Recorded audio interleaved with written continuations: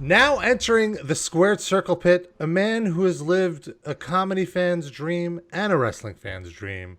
I have Tommy Blanca on the line. Am I pronouncing the Yeah. last name right? Tommy Blacha. Blanca? Well, you said you're Russian. It's Yeah. Blacha. You know, Blacha Blacha. Mucha is a pesky fly, but it's Blacha. But who says Blacha? Sounds like a vampire. But it means it's Polish. It means the metal tin, or like a policeman's badge is a Blacha, or Hmm. a sheet that you make cookies on is a Blacha. So it's Right. Blacha. Yeah. Let's say Blacha, whatever. That must have been a fun life of having to explain to people how to pronounce your It's your yeah, last it's name. not too bad. You know what it is? It's like I'm in the Midwest, and sometimes then my sister would change it to Blacha, and then people would call me Blacha, and then I would say Blacha, but everyone puts an N in it, so yeah, whatever. It's not too traumatic. It's not like Yeah, and them. when Street Fighter came out, you could have been like, "Oh yeah, like I'm a Street Fighter character. I'm Blanca." Sure. Yeah, everyone puts an N in it. They love to. So I It's mentioned so traumatic for me. for those who aren't up on their IMDb, I just want to mention some of your credits. You were a writer on Conan. Were you the lead writer on Conan? Is that accurate? No, yeah, and it's head writer, not lead Oh, writer. You head look writer. really stupid there. No, it's lead guitar player, the head writer. No, I was a writer, writer performer for like 4 years there, 4 or 5 years. Yeah. Okay. You also worked on Eric Andre, Moonbeam City. You Yep. co-created Metalocalypse Yep. with Brendan, and of course you do a bunch of the voices on Metalocalypse, including my favorite, which is Murderface, Oh, thanks. Mother Murderface is actually my favorite, to be honest. Oh, Stella Murderface. Yeah. It's funny. My mom's name is Stella, Hmm. and I we wrote that episode, and I remember just writing that one, and there was like a scene where he kind of hates his mom, and he like is looking at her chewing food, and he like starts to strangle her because he's like, I can't Yeah. stand the way she chews, and my sister got kind of bummed because I was like. Just the name Stella, I was like, "Oh, that's a good name, Stella Murderface." And then my sister was like, "Dude, is that how you feel about Mother?" And I'm like, "No, God damn it, it's just fuck, it's just like Just the comedy. name worked." Like I Yeah. was doing some secret thing. I'm getting back at my mother. So that's not true. And you worked on the Ali G show, which is the most flawless series in my opinion, with the Oh, HBO cool. one. Yeah. So the reason I wanted to bring you on here, this is the Squared Circle Pit, which is of Yes. course exploring the connection between metal and wrestling. Is you were the would it be fair to say you were the head writer of WWE when you joined? Well, when I went there in '99, 2000, it's kind of funny. There wasn't really titles, but I took over for a guy named Vince Russo, and I Of guess you course. could call him the creative director or the head writer. At Hmm. the time, we were just behind the scenes or creative. They didn't really, because there was only a few of us. This was before they had the whole writing staff, like they had the Yes, whole sir. structure and everything. So I wanted to actually talk to you about that because that was a very pivotal moment in wrestling history. It was Vince Russo jumping ship from WWF to WCW. He said at the time he was Yeah. overworked and he needed a break and just wanted, whoop, I'm punching my mic here. He just wanted a change of pace. So he leaves. WWE's in like disarray. They don't know what to do. Like they've kind of entrusted their entire writing to Russo, and then they brought you in. How did you find out about the job?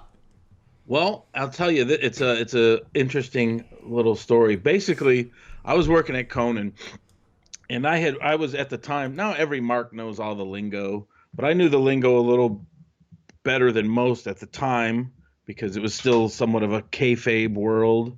But I grew up with some friends in the business, so I was like wizened up as a youngster. So, and I was always pitching, 97, 98, like, hey, we should have wrestlers on. And if people forget, like now, like wrestling is seems like kind of mainstream, but it really was looked down upon in a lot of ways in like 97, 98, and like, ew, you like wrestling, what's wrong with you? That's that sort of vibe. But so I was always like pitching to Conan, like, man, just these guys are like, they're more charming, they're funnier, they're bigger and crazier. When we have all these like second and third guests that are like, lame sitcom actors that uh, no one cares about.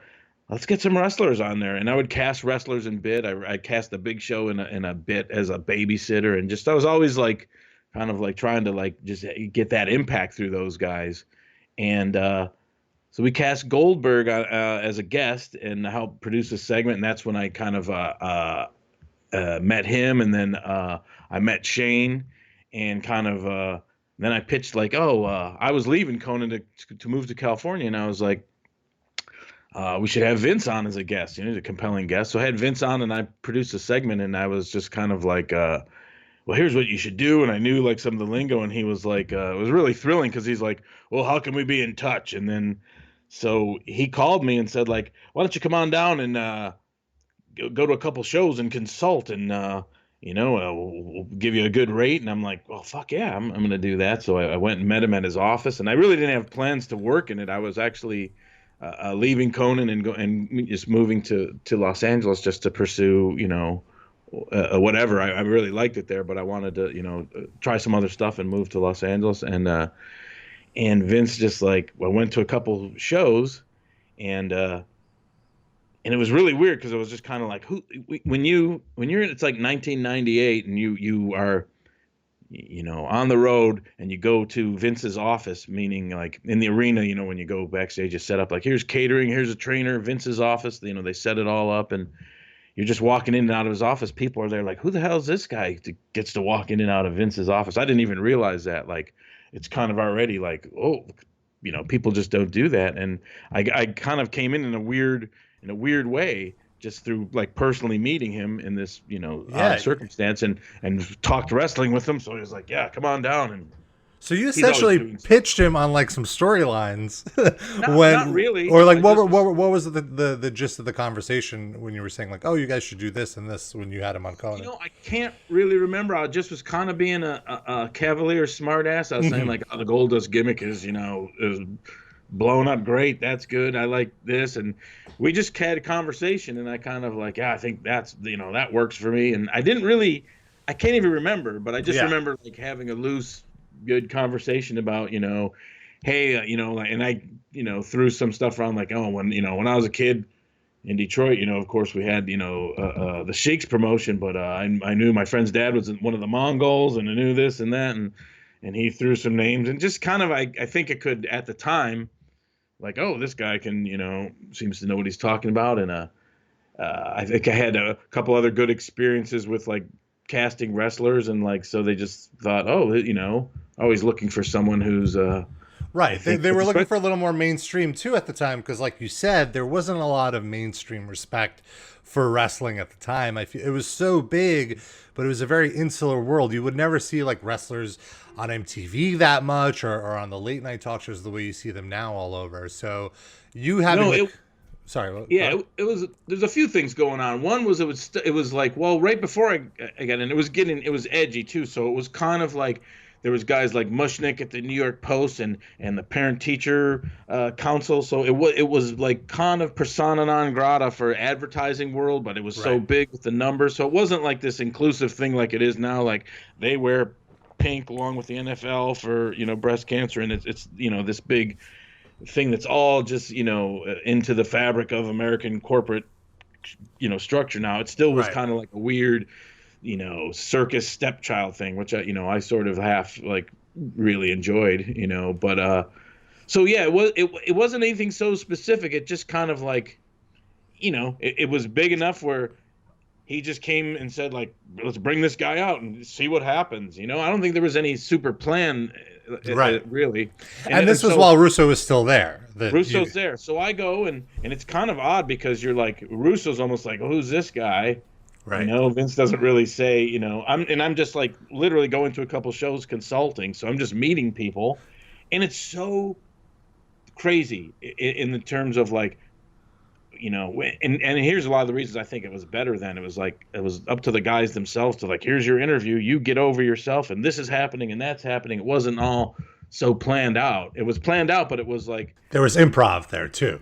Yeah, people put stuff in their own words, and that's the time honored thing, was like, it's up to you to get over yourself, however you see fit, hit some bullet points of, we got to mention the pay-per-view or things like that.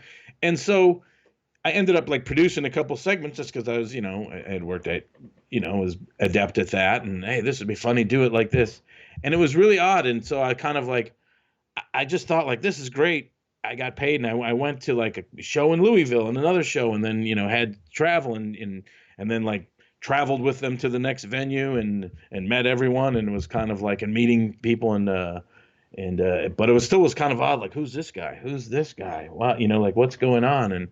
And so, and Russo was kind of like standoffish a bit because he kind of was like, I don't know what's going on. Who's this guy? And then we kind of just talked, and I said like, yeah, I'm just, I'm the guy from Conan who helped some of the wrestlers get on, and I'm moving out to California. So, but I'm just consulting a while because I want to do that. Who doesn't want to do that? And I had plans to leave in a couple months, and so I was like, oh, okay, fine. And I'm like, yeah, I guess I'll go again, in the next. I think I did like the Monday Night Raw, and then Tuesday they would tape SmackDown. Actually, they didn't start SmackDown yet. I can't remember exactly the timeline. Anyways, I went to SmackDown was the reason that Russo quit, because like once that started, he found it was like too overwhelming to write 2 shows a week. That's his. I'll tell you this. That's his party line. Ah, some of that's true. I'll tell you what I think. Okay, yeah, I'd love to hear. I don't think it's bad. I think Russo quit because WCW threw, a huge amount of money at him. Yeah. That's probably the 90 percentile of it. Mm-hmm. Was he overworked? That, sure. Let's say, but there was no like, obviously, it's not like that. No, there's nothing to do about it. You're overworked, and that's that period. So, and it's a better thing to say, I guess, than in the long run. But who knows? But that's the bottom line. It just was like, and it was WCW stealing, being competitive. It was very competitive, and like, hey, let's steal their creative team and throw an exorbitant amount of money at it. It's just like it's like 2 teams in a division. Oh, I overpaid for your linebacker. Now you don't have him, and we have him. I think that was pretty much basically it. But it was an odd thing. What happened was, so I'm kind of like, well, hey man, it was nice doing all this. This was fun. It was just like a couple weeks, and I'm getting ready to move. So it was like a handshake agreement, right? There was no contract. Just come hang out. No, it was just like just week to week. It wasn't even like there was no agreement. Right, and that was fine. Just come on out and consult, and so then what was really odd was and it wasn't even anything kind of like this guy's going to be here or replace Russo. He just wanted to see what I thought, and he had a lot of money, and it was like, come on out and see what happens. And I was like, okay, well, this has been cool. I'm gonna split. And Russo himself was really odd. He remember because I was living in New York, and the next week, week of shows coming up were at Madison Square Garden on Monday, and then Tuesday was in Nassau Coliseum, Long Island. And I'm like, okay, well, I'm probably gonna just, maybe stop by and say hey to everyone, goodbye or whatever, and just, that's fine. I don't feel like, I want to keep doing this. So, and Russo said like, no, just hang on, just go to TV this week, New York, and just do that one, get paid consulting doing that one. And I'm like, well, I actually want to get some of my stuff together, so I'll just stop by, but I really don't want to do that. And he just was like, no, just do that, trust me, just do that, do those 2. And I'm like, oh, okay, that's weird. And come into Madison Square Garden, and Vince is like, oh, come here. I go meet in Shane's office, and he's like, well, Russo and I forget the other guy's, some other guy's name. Ed Ferrara, and no, there was another guy too who left with them. He was basically in a studio. Whatever. He's like, they've left, and they're gone to WCW, and like we're left without a show, which Russo told me later that wasn't true. He left them a show as far as it being written, whatever. But so I was like, oh, that's crazy. And he's like, come on, man, let's get into this. So we kind of wrote out a Raw on yellow pad of paper in the office there, and he's like, and I remember he's like, I need you, man. And it's like, oh, that's weird. And I remember calling my girlfriend at the time, going like, oh, I was gonna meet her for lunch or something. And I was like, no, I'm screwed this weekend. I just, I'm gonna help him out with this. And and did a Madison Square Garden show and was up at the production table. And then like the next day, he's like, "Well, what do you want to do?" Or and I was like, talking about giving Draws and Prince Albert a push, and those guys are funny. And he pukes in a bag and did something with D'Lo Brown, and it's like, okay. So I was like starting to like just like wing it and bring stuff, and was like, oh, this is crazy. And then on Tuesday, that was the day that Draws got paralyzed in a match there in Nassau, and then I was like, oh, that like freaked me out. And then I remember driving home. My girlfriend at the time was I met her at a bar, and I got lost in Staten Island, came back at like 3 a.m, and just like it seemed like I had been gone a month. And I was like, wow, I think I'm going to start just working for these guys. I just think I suddenly shot to the top of the pro wrestling world, even though like the previous like Monday, I just wanted to leave and go have lunch. And it was just like, boom.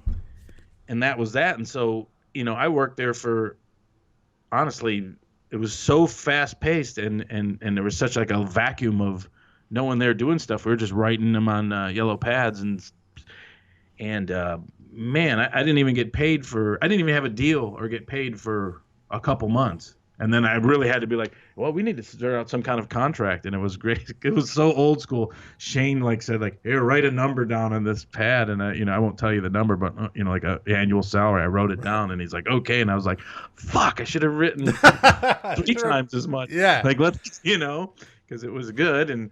And just, then Brian Gewirtz, who worked there many years, he came in pretty quickly.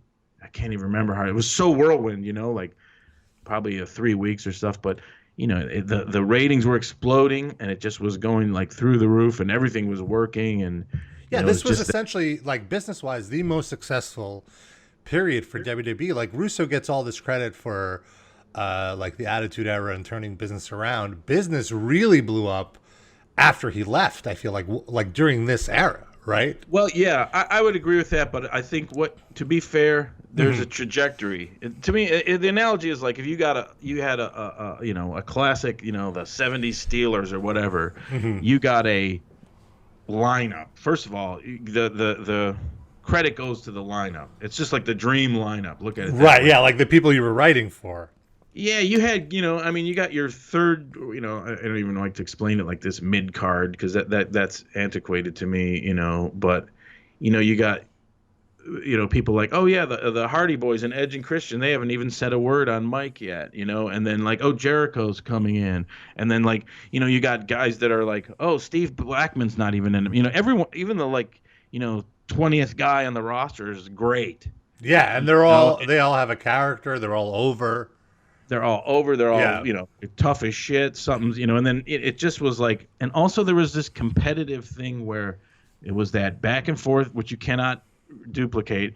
WCW, WWF at the time, and then you go in the locker room and like, holy shit, there's Benoit and Eddie Guerrero. They got them. Guys are wanting to come here, so they're looking at like, what did they do in their pay-per-view, and so they're trying to one up them, and then just you guys are watching the competition, like you're still watching like the even competition, and we're just starting to leak ahead. So it was all that perfect storm of all those stuff, and the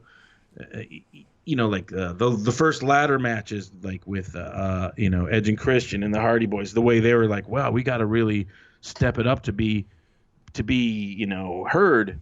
Because all this, competition's so crazy, and I didn't even mention like The Rock and Austin, and you got someone like Triple H who's taking like a kind of I don't want to say a backseat role, but he's like kind of being like, oh, those guys need a heel because they're so over and they're so dynamic and like an anti-hero. So you got like someone who doesn't get enough credit for that era sometimes in my mind, which is like Triple H being like, oh, he's just like, selling to these guys, and he's like, he's a big, huge guy who is just, selling to the top tier at that time. And then let alone you got like, oh, the Undertaker's hurt and he's going to come back. You're just like, you just have so much stuff to, it's just like a football coach that's just like, oh my God, I got like all these Hall of Famers on the roster. You had the best talent. Right? Yeah, you just touched on so many things I wanted to ask you about.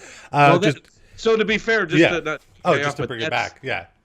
That's kind of set in motion. So you don't, sometimes, you could say like it wasn't until Russo left. So it's giving Russo props, but at the same time saying like, well, the roster is what, gave the trajectory and put everything together. And also, when it comes down to it, if you want to percentage wise, The Rock and Steve Austin take at least a big, 60% chunk of the credit for all that, and then once they're so over, then, everyone else is like, everyone's stepping up their shit, constantly.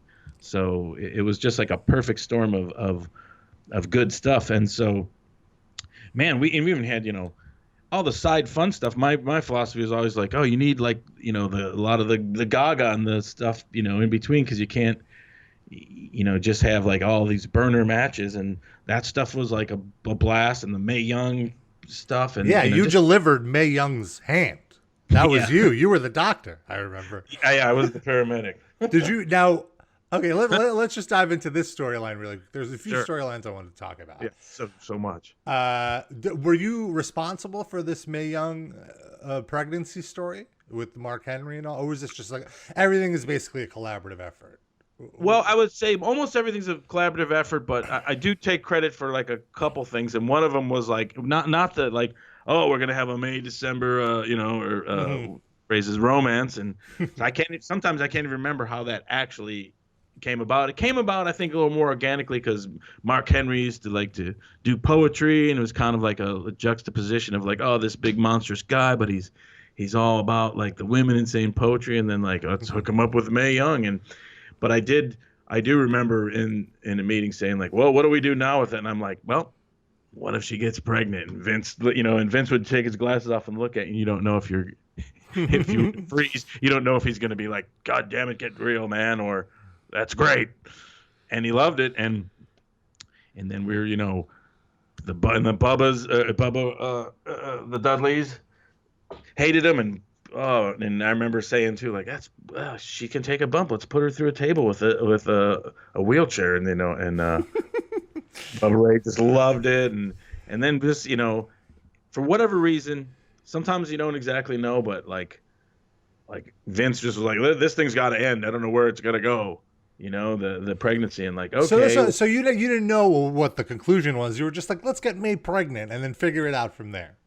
There was so much of that because you just are juggling so many storylines and stuff so hot, and you're just, when you really look at that, like, man, you got 40 on the talent roster that are, pretty much on all the time, and others waiting in the wings, and, something's going, and yeah, and especially something like that, like, we didn't have a conclusion. I kind of was like, oh, well, soap opera fashion, how about, I was like, the Dudleys put her through, the table, and she has a miscarriage, and that could be heat. And for some reason, I don't know, and I don't know why someone either got in, it's not really important, Vince's ear, or he's made a determination. Everything runs through him, but, Of course. And he's, it's got to end. And I was like, okay. And then he's like, she's going to have an obstruction, and you're going to deliver it. And it was almost like, I was like, is this a half perk or half punishment for me? Like, you're going to be the paramedic, because I did a paramedic thing a couple times, and like, all right, and then he was like, what is the obstruction? And then he went over to our magic guy, as they put it, the guy who has all the props. You don't call him props, but he comes back with this rubber hand, and like, I got it. It's going to be a hand, and we're going to put in the slime and the gimmick noises. And so that was the decree. And so, so that was a Vince call. The hand was the Vince call. It was the Vince call. And, like, to this day, I don't know if it, like, was I being punished, or was I being, it works like that sometimes. And it's so like, okay, well, that's that. Did you see all these? Oh, sorry, go ahead. No, just amazing that you got to realize is always like 2, sometimes 3 hours live TV Monday, set up the show Tuesday, and at the time we're doing Sunday Night Heat on Tuesday for the Sunday, and then Tuesday with SmackDown for Thursday, and then if you had a pay-per-view, you don't know which way is left. I remember if you had a pay-per-view week, and then Sunday, by Tuesday at midnight, you're in Cleveland at an airport, just like, oh, I can hardly speak. just, just drained of like, what? And then, so, stuff was just at a breakneck pace. And it's interesting talking to you sometimes, and people are like, oh gosh, I can't, let me figure it out. I don't remember, you know. And Yeah, just it's been because it moves so fast. Well, so two things I wanted to ask coming out of that. First, did you see they did a follow up a few years ago, right before May passed, where there was like an adult version of the hand? yeah, I saw a little bit of the on the internet. Yeah, running around. That I thought was a fun little throwback. And the second is I was wondering, like, so what was the pace of writing the shows? You meet up with Vince during the week and write it out on a notepad? Because like I've seen scripts leak from like the last few years, and it seems like every promo, word for word, is written out. Every announcer, like segue, Yeah. everything. Ye- How was Yeah, it you performed? know, when we were there, we'd pretty much, it all depends who you're dealing with sometimes too, but you'd usually like peel off and have like a little speech if it's someone who you want to like memorize all it, or but generally it was kind of like bullet points, Mhm. you know, and so the scripts would come out with, you know, kind of a bullet point like, you know, show open, go here, backstage interview with The Rock, mention, you know, what happened at this upcoming this, you know, some bullet points that we've, you know, to lead this through. And then, you know, someone like Rock and Austin, you either like leave it up to them or you go works, hey, here's some suggestions. Hey, and basically you're kind of guiding them to like, well, remember to Mhm. important shit to say is, you know, you're feeding the pay-per-view, or here's what's to be kept alive. Other ones are more, you know, if someone hasn't spoken yet, or, you know, you give them more bullet points or lines, you know, like I remember working a lot with Kurt Angle when he started, and just kind of like, oh, he's going to be in Pittsburgh, he's going to have a thing, and that's his hometown, and oh, here's a good thing about how Mario Lemieux doesn't have enough courage to be your Pittsburgh hero because he couldn't beat cancer. Oh, that's good, that's a good line, and now say it like this. So you're, you know, it kind of all depended on, it wasn't specifically like here's your lines, which it's Mhm. kind of become now, which I think is it's a, you know, and I feel that sometimes when I'm sour on it, I look and go like, oh, I feel like I'm watching actors and they're running their first scene study, because Yeah. when a guy, you know, I always just tell the guys, if you look at someone in my opinion who was great on the mic, who wasn't a great talker, but he just seemed real, was like someone like Bret Hart. And it's like, yeah, he had some lines and some catchphrases, but he just was like, you just felt like, oh, that's just like a athlete talking and getting pissed off. And I always remember, because I would show guys like one of the greatest matches was, you know, Bret Hart Austin, when it was At the I Quit 13. match. Yeah. Yeah, which was to me the pinnacle of like, oh wow, because you always got like, how can you get two guys over that are big and one has to lose and it has to be definitive and they both are happy, and Mhm. that's the perfect one, because Austin came out of that like, he's so tough, he bled from the head and he would never give up, you'd have to kill him, but Brett beat him, so they just were both worked, and they had these lead ups where both of them are like on a you know, on a split screen. Oh yeah, those promos were that was my yeah, the writing during that era was just like the Well, long-term planning and their yeah, promos and and their Austin, true hatred. Yeah. and the lack of writing in the sense of these guys were working it out, or it was set Hmm. up. And if you looked at that, it was like a perfect example of like Steve Austin could out talk Bret Hart, but it didn't matter, because there was times where Bret Hart was just like kind of almost getting fumble mouth, but just sitting there steaming, pissed off, and Austin be like, "Go ahead, say something else." What you know? And it was like, Yeah, yeah. this is uncomfortable, but it was a lesson in like, fucking look at Bret Hart, how smart he is. He doesn't feel the need to like, no, I've got to come back with you know, an equal thing that I really can't, and I'll look dumb. He just like fumed like a guy in a bar, like, oh, one guy's, ooh, he's getting pissed. So it's like he didn't have to say anything. He could mispronounce words or fumble, and you just felt it because he was like steaming pissed. And sometimes that doesn't happen a lot now, because everyone's like, you know, and I think guys make mistakes like, well, I've got to have, what's my catchphrase and what's my thing, and it's like, you know, just be real, for lack of a, you know, Yeah. a better word. And so I kind of enjoyed that. And so the era I was at, you know, like you'd feed guys, so it was all like kind of case by case basis, but you still was up to them to be like, yeah, get this over. And I don't know, it seems like once it blew up and it's gotten so big, there's like so